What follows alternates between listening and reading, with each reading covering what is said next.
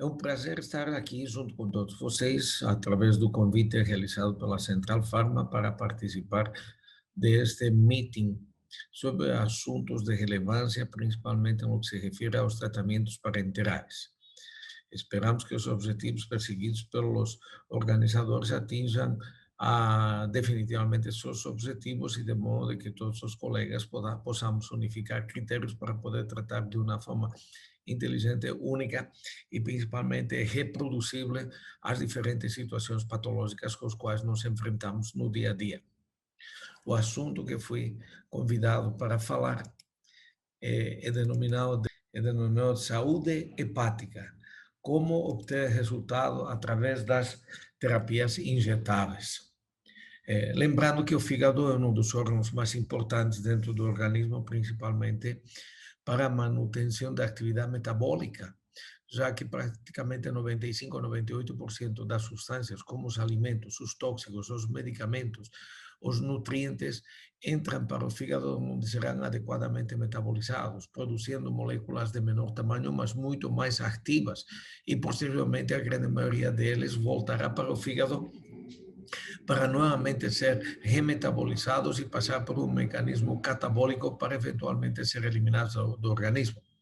O restante das moléculas, a cesa da alimentação, dos remédios, dos tóxicos, serão metabolizados e excretados pela função renal. Mas como vemos, praticamente 9,5 moléculas em cada 10 que entram dentro do organismo dependem de uma função hepática que seja adequadamente controlada dentro do organismo. E essa é a função que vamos estudar do fígado e como fazemos para mantê-la dentro dessa postura. Então, é importante relembrar que, sim, o fígado não teríamos a ativação de moléculas em moléculas altamente ativas. Assim, por exemplo, quando administramos um hormônio sintético como etilenilestradiol, ele terá que passar pelo fígado e no fígado ele vai se separar o etilin do estradiol e o estradiol vai se oxidar e se pode oxidar nos carbonos 2, 4, 16. E como todos vocês sabem, quando ele se oxida no carbono 4 e 16, ele é altamente mitogênico. O 16 depende principalmente quando tem uma alimentação muito rica em carboidratos simples e em gorduras saturadas. Entretanto, o 4 está muito mais associado à presença de hormônios administrados, principalmente aqueles extraídos de urina de égua prenha, que contém dentro de sua composição o equilin, e este equilin é facilmente metabolizado por uma enzima chamada catecol ou metiltransferasa a nível hepático, produzindo uma substância altamente mitogênica. Entretanto, se este próprio estradiol se oxida no carbono 2, aparentemente ele tem um efeito neutro, ou alguns consideram que ele teria um efeito antimitogênico na maior parte dos pacientes. Então, nós vemos que toda molécula grande que não é similar àquela que existe dentro do organismo terá que passar pelo fígado. Assim, por exemplo, se nós damos somente estradiol, um estradiol bioidêntico, que é uma hormona sintética extraída de um produto natural, como é o caso das isoflavonas, não pode ser administrado por via oral porque não seria metabolizado. O fígado não reconhece ela como estranha. Ela tem que ser administrada por via transdérmica para passar diretamente ao plasma, onde vai ir actuar em cima dos órgãos efectores. Por isso que muita gente fala que os hormônios bioidênticos seriam menos tóxicos e menos mitogênicos que os hormônios sintéticos. Em verdade, esse fenômeno existe, mas a consequência é que tem muito baixa biodisponibilidade. Então, em muitos casos, temos que dar doses extremadamente altas. Mas, se existe já uma célula tumoral na região das mamas, na região da próstata, na região do útero, a administração destes hormônios, por muito que seja bioidênticos, vai ter o mesmo efeito que um hormônio sintético. Vai estimular o receptor da membrana celular, ativar o segundo mensageiro e provocar uma replicação uma vez produzido o estímulo nuclear nos pacientes. Então, essa função hepática é muito importante para preservar esse funcionamento em formas ideais. E, além disso, de que o fígado e seus hepatócitos têm uma importante atividade de replicação. É dizer, se você cortar um bom pedaço do fígado, ele poderá se replicar até muitas vezes voltar a seu tamanho normal. Isso é por abundância do tamanho do telômero que ele tem nos cromossomas, que permite manter esse mecanismo de replicação. Normalmente existen diferentes tipos de exames de laboratorio que son utilizados para medir a función hepática. Aquí a intención no es explicar cada uno de estos cómo funciona, mas sí dar algunos toques especiales para poder entender a interacción que existe entre estos exames de laboratorio. As transaminasas son marcadores que miden a integridad da célula hepática. Existen estudos mostrando que a relação de transaminasa oxalacética dividido por pirúvica, dependendo do valor que vai atingir, principalmente acima de 1 ou 1,5, pode ser um excelente marcador de uma esteatose não alcoólica, de alterações importantes dentro da função hepática. O gama-GT ou gama-glutamil transpeptidasa é um marcador importante da capacidade metabólica do fígado. É um dos primeiros marcadores que aparece quando o fígado está sobrecarregado, principalmente em pacientes que têm hábitos aditivos, como é o álcool, alimentação muito rica em gorduras saturadas, já que o fígado é o órgão mais rico em triglicéridos. Então, os gama-GT elevados já é um indicativo para eventualmente decidir fazer um tratamento de desintoxicação hepática. Aumento de bilirrubinas. As bilirrubinas, como sabemos, são produzidos predominantemente como matéria-prima através da destruição dos eritrócitos. Temos a bilirrubina direta e a bilirrubina indireta. A indireta é aquela que vem do metabolismo da produção e a direta é aquela que é sintetizada diretamente no fígado, cujas diferenças nos indicam os diferentes tipos de processos obstrutivos ou lesões inflamatórias severas, como nos casos das hepatites. O DHL, ou desidrogenasa láctica, é um importante marcador de inflamação, não somente hepático, também pulmonar. A fosfatasa alcalina também nos indica sobrecarga da função hepática, ultimamente não tem sido utilizada com tanta intensidade. A proteína C reactiva ultrassensível é uma proteína produzida predominantemente no fígado, igual que a PCR total, e é um marcador de inflamação. O PCR total é um marcador de inflamação geral. O PSRU é muito mais utilizado como um marcador de inflamação, principalmente arterial, um marcador que nos indica a integridade de funcionamento das paredes endoteliais. E uma relação muito interessante que está relacionada com o fígado é porque o fígado é o órgão mais rico em triglicéridos. Não existe nenhum outro órgão mais rico em triglicéridos que é o fígado. O cérebro é muito mais rico em ômega 3 e em ômega 6. Então, essa relação triglicéridos dividido por HDL, quando acima de 3, nos está indicando processos inflamatórios e pode ser um marcador de esteatoses, porque um aumento na produção de triglicéridos, se não é um fator genético, que são os menos, está diretamente relacionado ao fato do excesso de consumo ou de produção de açúcares dentro do organismo. E estes açúcares, para não levar a uma situação de diabetes, ou entram dentro da célula ou se convertem em triglicéridos pela enzima chamada gliceraldeído 3-fosfato desidrogenase. Quanto maior a produção de triglicéridos, maior é a necessidade que ele vire uma molécula pequena como a coenzima A para entrar dentro da célula. Se ele não vira esta molécula porque falta dentro do organismo carnitina ou vitamina C, ele vai entrar diretamente como triglicéridos ou quilomicrons, vai produzir o que denominamos a gordura visceral, que é uma das fontes mais importantes pró-inflamatórias que temos dentro do organismo. O metabolismo hepático, em forma bastante simplificada, está dividido em duas fases, a fase 1 e a fase 2, respectivamente. Então, vamos estudar cada uma destas fases e vamos saber o que podemos fazer em termos de suplementação. A suplementação que vamos indicar pode ser usada por via oral em forma contínua, diária, e também pode ser utilizada em forma endovenosa. Quando estas apresentações existam, todas elas podem ser combinadas, em geral, dentro de um mesmo frasco e permitir, dessa maneira, um interessante tratamento que se pode fazer no paciente. Na via endovenosa, normalmente recomendamos fazer 1 ou 2 vezes por semana, com intervalos de 48 a 72 horas.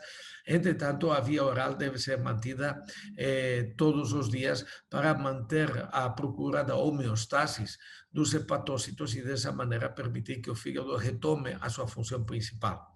Ao mesmo tempo, é importante fazer medidas higienodietéticas, como mudanças alimentares, evitar agrotóxicos, fertilizantes, diminuir a quantidade de gorduras saturadas que vamos colocar dentro do organismo, diminuir a quantidade de carboidratos, principalmente amidos refinados ou carboidratos denominados também como simples, e aumentar o consumo de alimentos muito mais saudáveis, principalmente para restabelecer a função hepática, considerando uma pirâmide alimentar mais nutricional, com a riqueza dos carboidratos complexos, dos lípidos poliinsaturados e muito pequena quantidade de saturados, e, sobretudo, o uso de proteínas, predominantemente de origem vegetal, mas nada impede que uma pequena parcela das mesmas esteja formada por proteína animal, assim como a suplementação de vitaminas, minerais, ácidos graxos, aminoácidos e nutrientes em geral que podem ajudar para manter o equilíbrio da função hepática. Então, é bom lembrar, e ao final eu mostro uma fórmula que protege de alguma maneira o metabolismo hepático de uma forma inteligente, para ela poder ser utilizada de uma forma adequada quando se quer usar inespecificamente no tratamento da desintoxicação hepática. A primeira fase consiste em modular o CP450. Existem mais de 100 isoenzimas diferentes do CP450. E uma das substâncias nutricionais mais importantes que funciona na modulação de este CP450 é justamente a silimarina. A silimarina tem um potencial tanto antioxidante como modulador da hiperexpressão desta enzima denominada de CP450. O estudo da CP450, dentro dos seus diferentes polimorfismos, permite identificar quais são as drogas que seriam mais biodisponíveis nesses pacientes. Tanto que muito estudo tem sido feito em pacientes depressivos que não respondem a inibidores seletivos de recaptação de serotonina, e quando se faz o uso dos estudos polimórficos, pode até se eventualmente identificar quais são o tipo de inibidor seletivo que se adaptaria melhor no paciente. Ao mesmo tempo, o CP450 indica os metabolizadores rápidos e lentos. Nós, por exemplo, aqueles pacientes que tomam café e não conseguem dormir a noite toda, são os metabolizadores lentos relacionados a uma isoenzima do CP450. Entretanto, aqueles que tomam café às 9 da noite e conseguem dormir de imediato são denominados de metabolizadores rápidos. Isso não somente acontece com o álcool, também pode acontecer com muitas outras drogas, e daí o efeito competitivo que pode ter certos tipos de alimentos, e inclusive o álcool com certos tipos de drogas que o paciente se está usando, fazendo que a droga se metabolize muito rapidamente e poder ter efeitos colaterais, ou que a droga se metabolize muito lentamente e persista dentro do organismo por períodos muito mais prolongados de tempo. Como sabemos de que a fase 1 está intimamente associado a mecanismos oxidativos, porque ela vai pegar uma molécula grande, vai passar por o CP450 e vai produzir um monte de moléculas pequenas, e essas moléculas pequenas estão altamente oxidadas. Então, os mecanismos de oxidorredução são patognomônicos, são características dentro desta primeira fase de desintoxicação hepática. Então, é necessário a utilização de um antioxidante associado. Apesar da silimarina na sua composição, ele é um antioxidante, o picnogenol tem uma potencial ação antioxidante, tanto lipofílica, hidrofílica, tem uma diminuição da agregabilidade plaquetária, reduz os processos inflamatórios endoteliais, e tem vários trabalhos mostrando principalmente que melhora as patologias venosas em pacientes que têm insuficiência venosa profunda, cuja característica mais importante é o aumento de volume de membros inferiores, principalmente nas épocas do verão, quando os pacientes permanecem muito tempo de pé em uma mesma posição ou sentados, além da compressão da própria cadeira que acontece nos pacientes. A combinação ideal é a combinação de utilização de picnogenol e silimarina. Mas existem outras opções que podem ser utilizadas para modular os fenômenos oxidativos da CP450, e principalmente quando um paciente começa a ter níveis mais elevados de gama-GT e uma hiperexpressão das proteínas C reactivas, e sobretudo quando tem um aumento da relação de triglicéridos sobre HDL e esta passa de 3. Então, esta é uma das fórmulas mais interessantes para ser utilizadas em forma injetável, porque não todo se tem no mercado em forma injetável. Então, o que você não tem em forma injetável, você pode utilizar por via oral, ou o que você tem injetável, você pode utilizar em forma injetável. Então, uma das características mais importantes para modular o CP450, junto com as mudanças higienodietéticas, alimentação, tóxicos, atividade física, eliminar fatores que sobrecarregam o fígado, como drogas, como álcool, como café, como cigarro, etc., via nicotina, apesar de ter uma entrada por via pulmonar, ela vai ser metabolizada no via hepática. Então, uma das fórmulas mais bonitas que se podem utilizar é usar um antioxidante por via endovenosa. E o antioxidante por via endovenosa pode ser ou a vitamina C ou ácido alfa-lipoico. A vitamina C tem uma rápida metabolização dentro do organismo, tem uma resposta aumentativa na capacidade dos leucócitos de melhorar a resposta imunológica dentro do corpo. A vitamina C tem uma atividade predominantemente antioxidante em cima dos radicais livres hidrofílicos e, sobretudo, o radical hidroxila. Tem muito menor atividade em relação à atividade lipofílica, mas como ele é um grande doador de elétrons, ele pode recuperar a vitamina E que possa existir guardada dentro do organismo e fazer que ela vire de tocoferil em tocoferol. E dessa maneira, em uma forma indireta, temos um mecanismo de proteção contra os radicais livres lipofílicos. Entretanto, o ácido alfa-lipoico ele é um potente antioxidante, tanto que modula a atividade lipofílica quanto a atividade hidrofílica. É interessante, quando se começar com ácido alfa-lipoico, não começar com doses maiores de 100 miligramas, e as doses poderão ser aumentadas progressivamente, dependendo da resposta clínica e laboratorial procurada pelo colega em relação ao paciente. A vitamina C, em geral, quando usamos por via endovenosa, deve ser usada no máximo, em casos de desintoxicação hepática, de 1 grama por dia, que essa é uma dose onde teremos principalmente potencial antioxidante. A potencial antioxidante pode ser atingido até o uso de 5 gramas em cada solução fisiológica de 250 ml que vamos administrar a esse paciente. E, claro, para quienes já estão acostumados, sabemos que a vitamina C pode funcionar como um pró ou como um antioxidante. O pró-oxidante, quando utilizamos muito altas doses, quando medimos no dextro, porque o dextro não sabe separar açúcar de vitamina C, esse dextro estará acima de 350 ou 400 miligramas por decilitro, que te indica uma atividade pró-oxidativa e que é muito utilizada principalmente quando você quer minimizar a agressividade de micro-organismos dentro do organismo, sejam bactérias, vírus ou fungos, e, em segundo lugar, para minimizar a atividade mitogênica das células tumorais. E você utiliza em doses muito menores,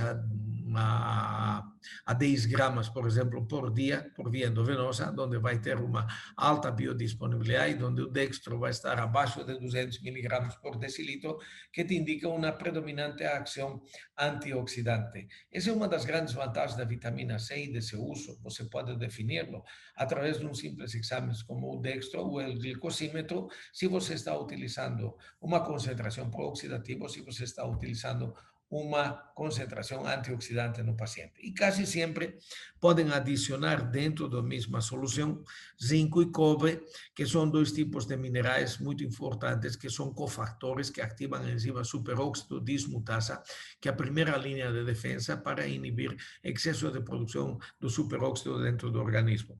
O zinco e cobre são os que têm a atividade em cima da enzima superóxido dismutasa que acontece no citoplasma.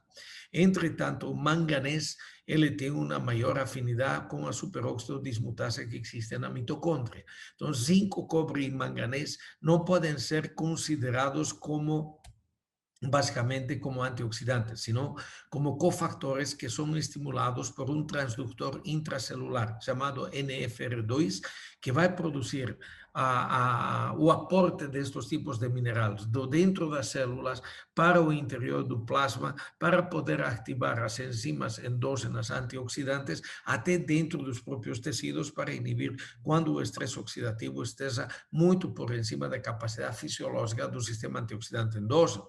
E, claro, para potencializar este sistema antioxidante endógeno, você está usando dentro do próprio soro ou a vitamina C ou o ácido alfa-lipoico, que vai que não é um antioxidante endógeno, é um antioxidante exógeno, uno com atividade predominantemente hidrofílica, como a vitamina C, e ácido alfa-lipoico com atividade hidrofílica e lipofílica. Impede alguma coisa utilizar vitamina C e ácido alfa-lipoico na mesma solução? Em geral, não. Mas nós temos as nossas preferências de ácido alfa-lipoico em situações especiais, como uma situação de melhora da desintoxicação hepática e um paciente com diabetes e sequelas de polineuropatias, por exemplo, que não é um motivo de nos extender nesta parte. E, finalmente, o aporte de selênio, que se pode fazer nestes pacientes. O selênio é o cofactor mais importante que estimula a enzima denominada glutationa peroxidasa, que inibe os peróxidos lipídicos, que inibe os peróxidos de hidrogênio. A atividade da glutationa está reduzida em mais de 50% quando não tem a presença de selênio. Esta fórmula pode ser ainda mais caprichada se dentro da composição você colocar N-acetilcisteína, que é um aminoácido não essencial, que provém do metabolismo da metionina e cuja função mais importante é formar a tríade de aminoácidos da glutatione, que são glicina, ácido glutâmico e cisteína, mas quase 80% da fundamentação e da função da glutatione é baseado na presença da cisteína. E junto com a cisteína, você pode colocar dentro desta composição a vitamina B2, ou riboflavina, que é uma substância muito importante para ativar a glutationa reduzida, que vai ceder o elétron para a glutationa oxidada e dessa maneira vai continuar repondo a glutationa peroxidasa, controlando a peroxidação lipídica e a peroxidação do peróxido de hidrogênio. Então, vejam, a glutationa, apesar de ser predominantemente lipofílica, tem uma atividade inibitória predominantemente em aqueles pacientes nos quais existe aumento na produção de peróxido de hidrogênio.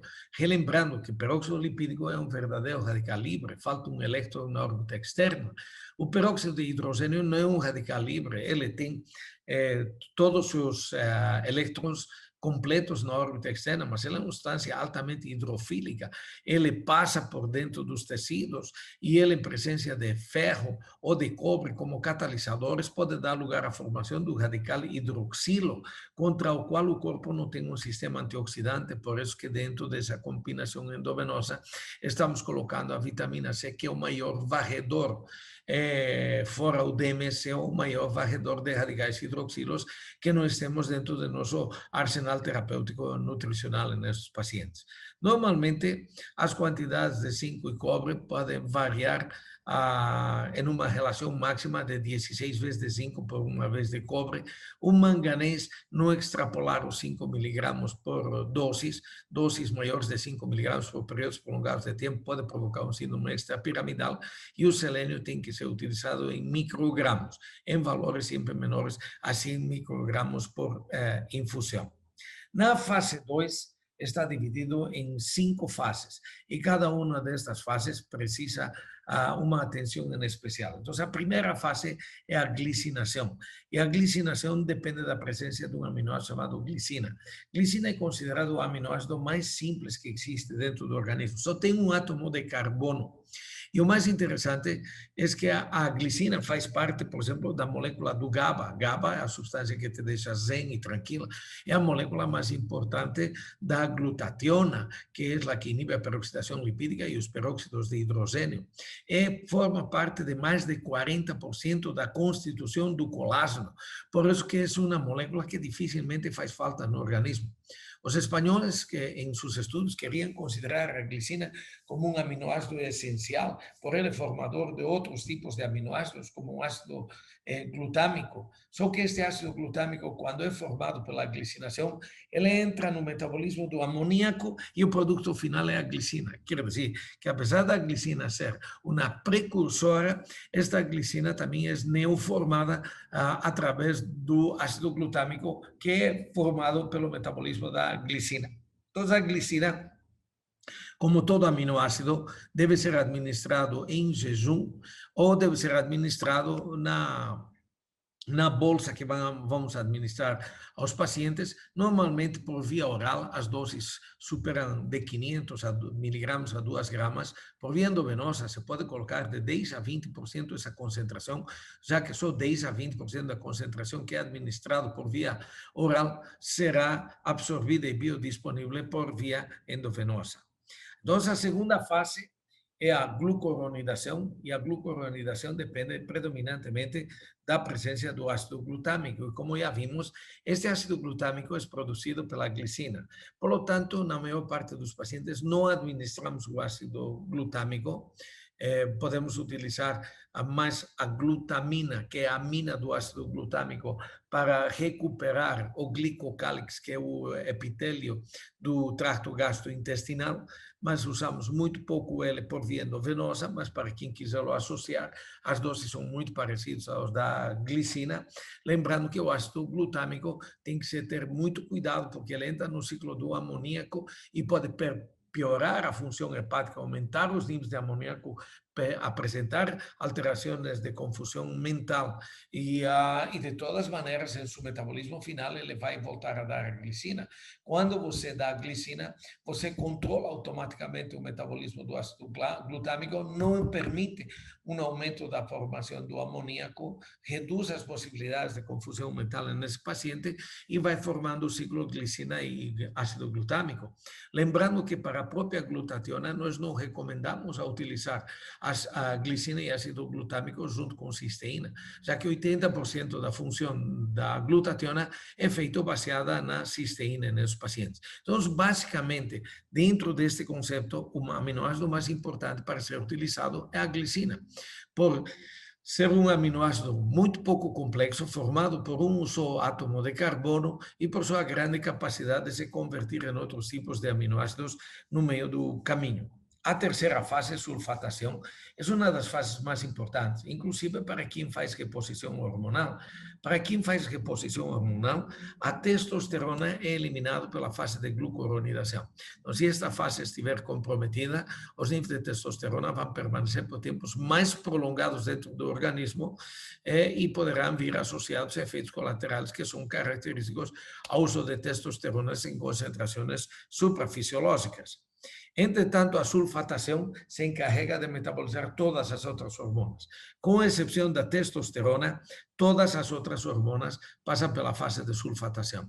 E a fase de sulfatação depende basicamente dos 4 elementos que estão descritos aqui nesta composição. A primeira é a metionina, que é um aminoácido essencial. Em geral, nós não utilizamos a metionina, porque a metionina não tem, apesar dela ser chamada de protetor hepático, o verdadeiro mecanismo de atividade, não tanto protetora, mas reguladora do metabolismo hepático, está na cisteína.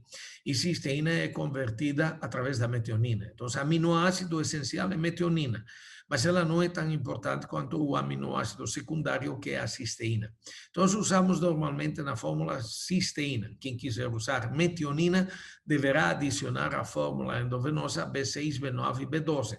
Porque se ele não colocar B6, B9, B12 e o paciente tiver alteração na sua biodisponibilidade destes ingredientes, poderá provocar um aumento da produção da homocisteína por alteração em uma das 3 enzimas que convertem metionina em cisteína: cistatoína sintetasa, cistatoína reduzida e metiltetraído fólico redutasa, que dependem de B6, de B12 e de B9, respectivamente. Então, recomendamos utilizar diretamente cisteína, evitar o uso de metionina, mas se quiser usar doses muito baixas de metionina, você verá na fórmula final, nós temos a presença da B6, B9 e B12, que normalmente vai permitir que uma maior parte de metionina se converta diretamente em cisteína e não passe para se convertir por mecanismos de demetilação em homocisteína. Então, selênio é muito importante porque ativa a glutationa peroxidasa e a vitamina B12 porque vai fazer que a glutationa reduzida recupere a glutationa oxidasa e vire novamente glutationa peroxidasa. Em geral, apesar de que estamos colocando nutrientes para cada fase em particular, em geral, recomendamos utilizar uma composição para cobrir toda a função hepática, como veremos no último slide. A metilação é um dos fenômenos que estão associados com epigenômica. Epigenômica é aquela parte do gene que está fora do cromossoma, que é a cromatina, onde existem miles de milhões de modificações que eventualmente se podem expressar. A epigenômica são a influência do meio ambiente em cima do gene e faz que se expresse o fenotipo ou eventualmente a doença. E a metilação não é mais que o perda de grupos metilos, CH3, e um dos mecanismos mais importantes associados justamente à conversão de metionina em cisteína.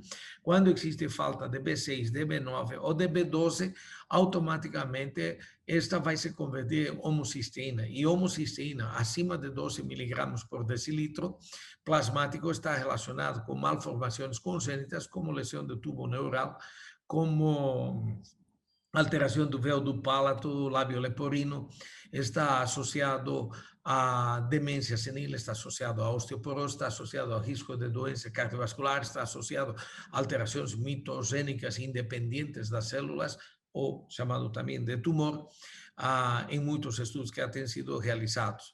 Então, a homocisteína é fenômenos de metilação, normalmente cedendo grupos metilos, você pode recuperar ele e a homocisteína pode virar novamente em cisteína ou eventualmente em metionina, com o risco de eventualmente novamente formar-se homocisteína se não existir suficiente B6, B9, B12.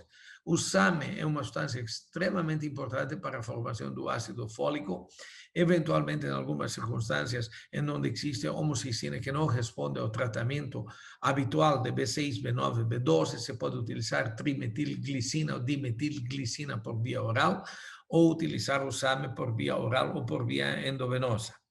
E a última parte do metabolismo hepático é chamado de acetilação. É dizer, a acetilação acontece quando as células filhas que se formam a partir da célula mãe recebem informações erradas.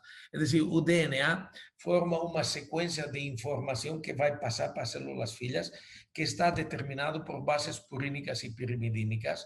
E estas bases purínicas e pirimidínicas estão formadas, a sua vez, que formam os códons.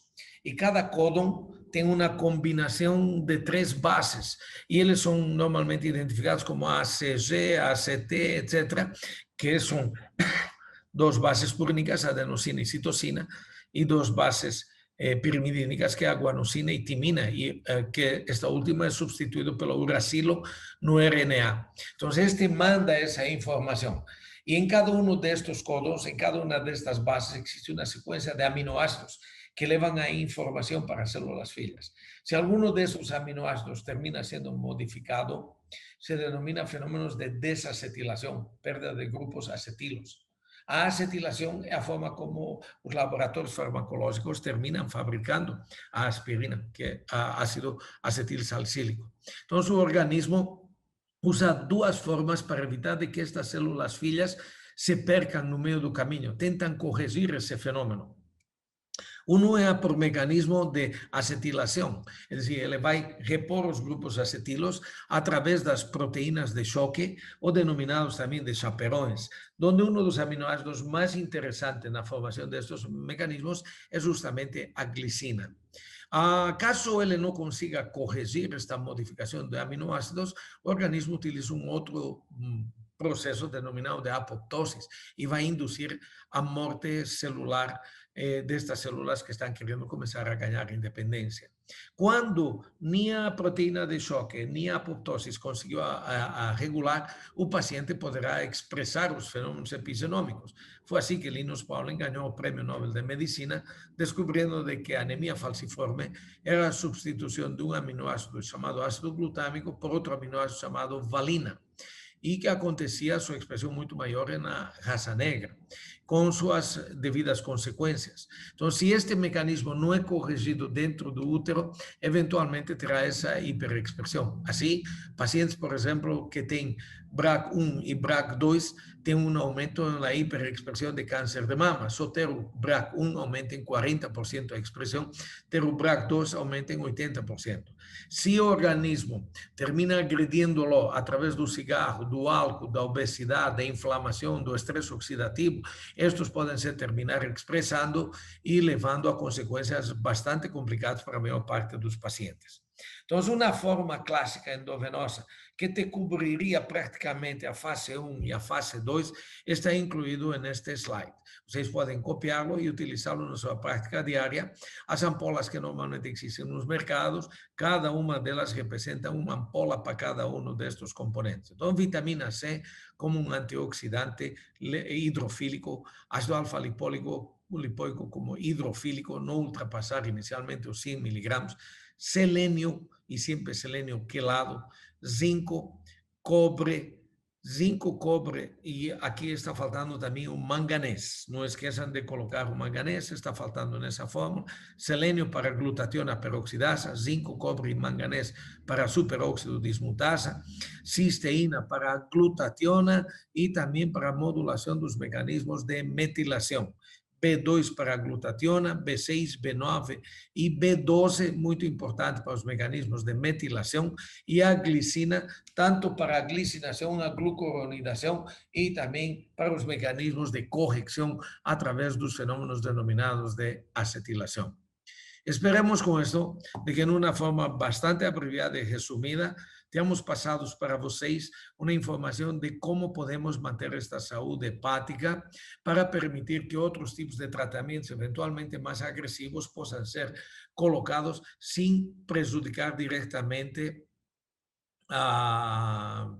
as atividades das células hepáticas e sua fonte mais importante de atividade, que está no metabolismo de praticamente todo o que entra dentro do organismo, para fazer dele uma molécula ativa, uma molécula beneficiosa para o organismo e poder, dessa maneira, manter a homeostase, o equilíbrio do meio interno. Um agradecimento novamente pelo convite e estou à disposição, eventualmente, se existirem perguntas, para que elas me sejam enviadas, que com o maior prazer do mundo responderei na medida das nossas possibilidades. Um grande abraço a todos e esperemos ver-nos logo em um evento presencial, sem ter essa distância que nos separa através do monitor do computador, e poder nos abraçar e poder dar aquele carinho afetuoso e, sobretudo, compartilhar informações ao vivo, em direto, e poder intercambiar informações entre todos nós. Um grande abraço.